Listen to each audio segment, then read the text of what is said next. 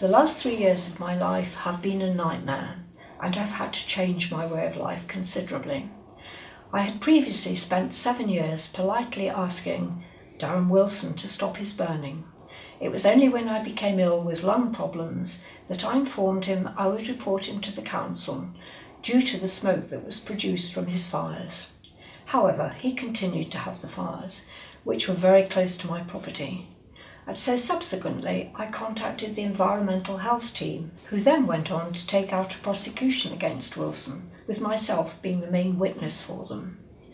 As a result of this, he has done his very best to intimidate and terrify me. As I said, I'm a woman of 74 years, living alone in an isolated location. If I'm away from my house for more than a few hours, I worry when I arrive home to see if my bungalow has been burned down, as Darren has repeatedly threatened to do, or merely to smash all my windows.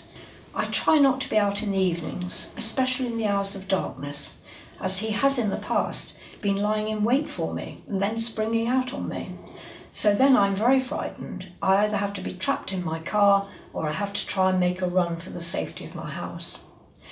I also try not to be out in the garden, away from the safety of the house, after 4:30 p.m. when he returns home from work.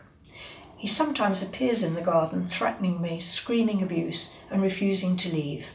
He always addresses me as fucking bitch Dewsbury, as he brandishes his fists towards me, sometimes only being an arm's length away. There was an occasion when he was banging on my bedroom windows in the early hours of the morning. Probably the most terrifying occasion was when he trapped me in my car and threatened to drive me off the road. This terrifying ordeal lasted for 13 minutes. I now never leave home without my mobile phone, camera and voice recorder.